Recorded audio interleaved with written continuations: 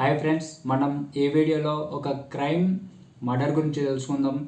ఏంటంటే ఒక 12 సంవత్సరాల కూతుర్ని ఒక వ్యక్తి లైంగికంగా వేధిస్తే పోలీస్ స్టేషన్కి వెళ్ళిన తర్వాత అతనికి సరిగ్గా న్యాయం జరగలేదు, సరైన చర్యలు తీసుకోలేదని చెప్పి, పైగా బంధువులందరిలో అతనికి అవమానం ఎదురైందని చెప్పి, దానికి నా కూతురికి కరెక్ట్ న్యాయం చేయాలని చెప్పి నేను ఇతన్ని చంపేదానికి కారణం ఏంటి, చంపేంత అంత పెద్ద తప్పు అతనేం చేసినాడు, అతన్ని డైరెక్ట్గా ఎవరైతే అత్యాచారం చేయడానికి ట్రై చేసిండో అతన్ని చంపేసి మళ్ళీ అతను వేరే దేశం వెళ్ళిపోయి వీడియో చేసి నేనే ఇట్లా చేసిన, నా కూతురికి జరిగినట్టుగా వేరే ఏ కూతురికైనా జరగాలంటే భయపడాలి వాళ్ళు అని చెప్పి వీడియో చేసిండు.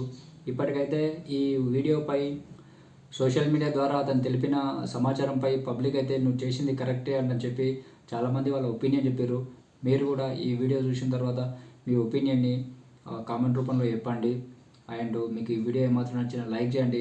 మరిన్ని ఇటువంటి అప్డేట్స్ కోసం మా ఛానల్ని సబ్స్క్రైబ్ చేసుకొని మా ఛానల్ని కొత్త ఛానల్ ఎంకరేజ్ చేస్తారని ఆశిస్తున్నాం. Thank you friends. ఫస్ట్ ఇప్పుడు వీడియోలోకి వెళ్దాం. ఫస్ట్ మనం అసలు ఏం జరిగింది అనేది తెలుసుకోవాలి. అతను చెప్పిన దాని ప్రకారం మనం ఈ వీడియో చేస్తున్నాము. ఏం జరిగింది అంటే, వాళ్ళు కొంచెం పేదవాళ్ళు, ఊర్లో పని దొరకట్లేదు అని చెప్పి వాళ్ళు కువైట్ దేశం వెళ్ళారు. ఇక్కడ వాళ్ళ ప్రాంతంలో పని దొరకట్లేదు అని చెప్పి కువైట్ వెళ్ళారు. వాళ్ళకు ఒక పాప ఉంది, 12 సంవత్సరాల కూతురు ఉంది. ఆ కూతుర్ని వాళ్ళ అమ్మమ్మ వాళ్ళ దగ్గర వదిలిపెట్టిపోయారు. వాళ్ళ అమ్మమ్మనే వాళ్ళ కూతుర్ని చూసుకుంటుంది. కానీ కొన్ని రోజుల తర్వాత వాళ్ళ అమ్మమ్మ ఆ పని కోసం అంటని చెప్పి వేరే దగ్గరికి వెళ్ళాల్సి వచ్చింది. ఇట్లా వెళ్ళాల్సి వచ్చినప్పుడు ఆ చిన్న పాపని, వాళ్ళ సెకండ్ కూతురు ఉంది కదా, ఆ సెకండ్ కూతురు అంటే ఆ పాపకు చిన్నమ్మ దగ్గర వదిలేసి ఆమె వెళ్ళిపోయింది. వీళ్ళ తల్లిదండ్రి కూడా, ఆ పాప తల్లిదండ్రి కూడా వాళ్ళకు చిన్నమ్మకు ఫోన్ చేసి చెప్పారు, ఇట్లా ఉంచుకోండి, ఏమైనా బాగోగులు ఉంటే మేము చూసుకుంటామంటని చెప్పారు. సరే అంటని చెప్పి వాళ్ళు కొడుకున్నారు.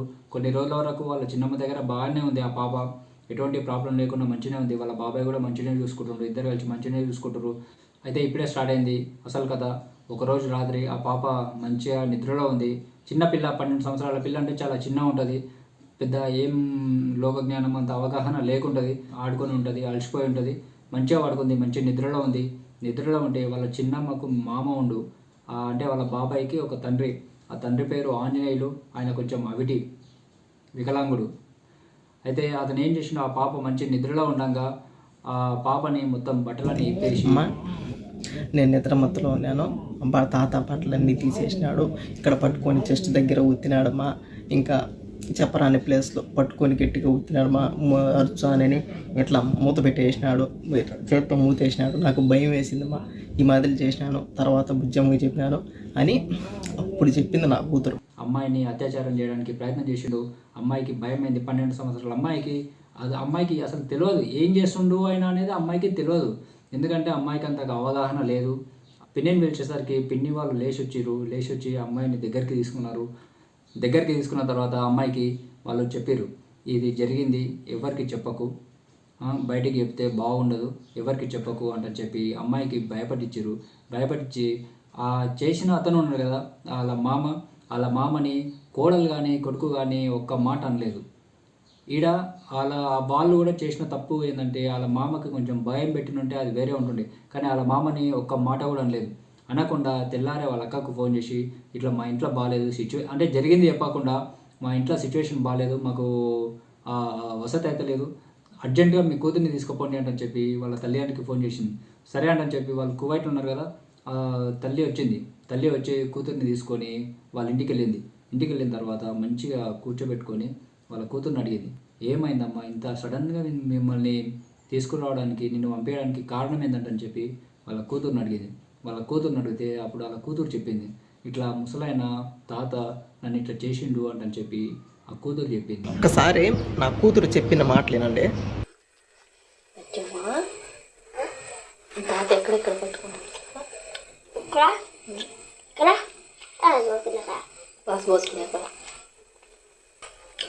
ఏ తాత పట్టుకునిందా? వద్దు తాత, మళ్ళీ ఎందుకు పట్టుకున్నావు తాత?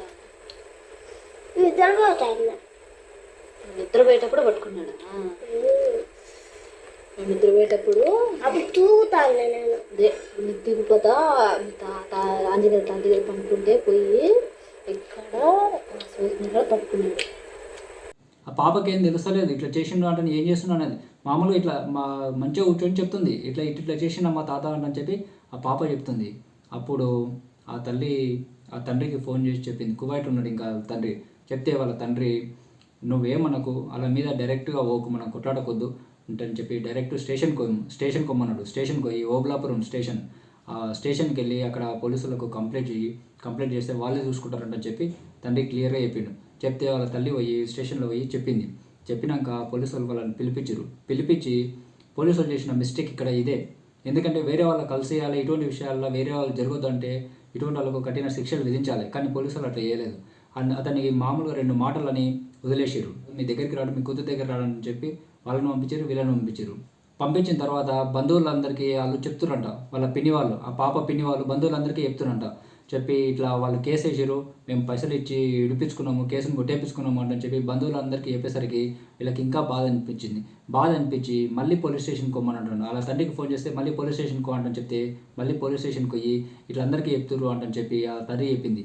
చెప్పేసరికి ఆ పోలీసు వాళ్ళు వాళ్ళ ఇంటికి ఫోన్ చేసి, ఏంది మేము మీ దగ్గర పైసలు తీసుకున్నామా, మేము మాకు పైసలు ఇచ్చి మీరు కేసు కొట్టేపించారంటని చెప్పి పోలీసులు వాళ్ళని బెదిరించి మీరు స్టేషన్కి రండి మాట్లాడదామంటని చెప్పేసరికి ఆమె పిన్ని పేరు లక్ష్మి, ఆమెకు భయమయ్యి ఏదో పురుగుల మందు తాగి సూసైడ్ చేసుకోవడానికి ప్రయత్నం చేసింది. అప్పుడు పోలీసులు అక్కడ వాళ్ళ తల్లిని, ఆ పాప తల్లిని, ఇట్లా అమ్మాయి సూసైడ్ చేసుకోవడానికి ప్రయత్నం చేసింది, అమ్మాయికి ఏమైనా అయితే మిమ్మల్ని అరెస్ట్ చేస్తామంటని చెప్పి ఆ పాప తల్లిని బెదిరించేసరికి ఇక్కడే ఉండాలంటని చెప్పి అక్కడే కూర్చోబెట్టుకోరు.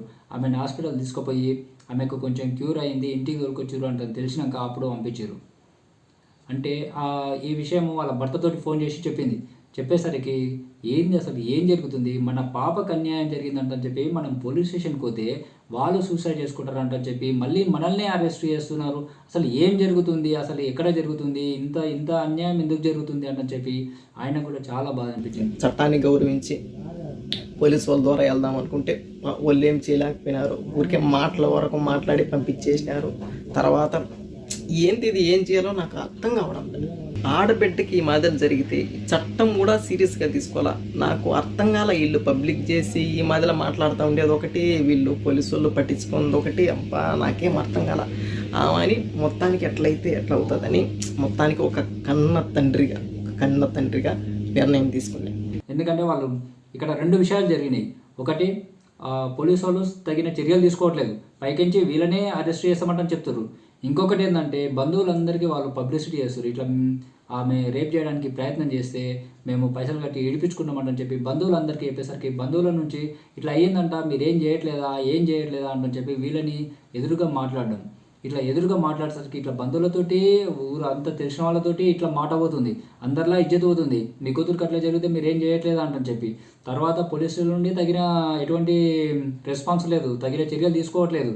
కాబట్టి ఆ తండ్రికి బాధ అనిపించి నా కూతురికి న్యాయం చేయాలి, నా కూతురులాగా వేరే అమ్మాయికి ఏ అమ్మాయికి ఇట్లా కావద్దని చెప్పి అక్కడ పనిచేసే దగ్గర 4 రోజులు లీవ్ తీసుకొని ఇంట్లో భార్యకు కూడా చెప్పకుండా డైరెక్ట్ కువైట్ నుంచి ఇండియాకి వచ్చి ఆ ముసలాయన్ని చంపేసి మళ్ళీ కువైట్ వెళ్ళిపోయిన తర్వాత అక్కడ వీడియో చేసి ఇట్లా నేనే చంపేసిన, నా కూతురికి ఇట్లా జరిగినందుకు నాకు అందరిలా ఇజ్జత్ అవుతుంది, బంధువులతోటి అందరిలా ఇజ్జత్ అవుతుంది, ప్లస్ నా కూతురికి ఇట్లా జరిగిందని నా కూతురు చెప్తుంటే నేనేం చేయలేకపోతున్నా, ఒక తండ్రిగా నేనేం చేయలేకపోతున్నా అంటని చెప్పి అతను నేను భరించలేను, ఇటువంటిది నా జీవితం నాశనమైనా సరే నా కూతురికి న్యాయం జరగాలని చెప్పి అతనే వీడియో చేసి చెప్పిండు. ఏం చేశాను, ఒక కన్న తండ్రిగా వీళ్ళు పోలీసు వాళ్ళు ఏం సీరియస్గా తీసుకోకపోయా, వీళ్ళు అనబోతే లక్ష్మి వాళ్ళ భర్త ఈ మధ్యలో అందరికీ ఫోన్లు చేసి అల్లరిపాలు చేస్తూ ఉండి రెచ్చగొట్టినట్టు మాట్లాడుతూ ఉండి ఒక కన్న తండ్రిగా ఇంకా నేను ఏం చేశాను, ఇంకా నిర్ణయం తీసుకోవాల్సి వచ్చింది. నిర్ణయం తీసుకున్నా,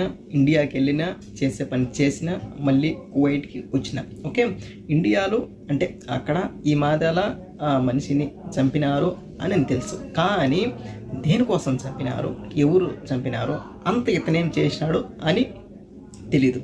ఇతనేం చేసినాడు, అంతవరకు చంపేంతవరకు ఏం చేసినాడు అని ఎవరికి తెలీదు. అందుకని ఇంకా నా జీవితం పోతే పోయింది నాకు తెలుసు, ఎందుకంటే తప్పు చేసినా పోతే పోయింది.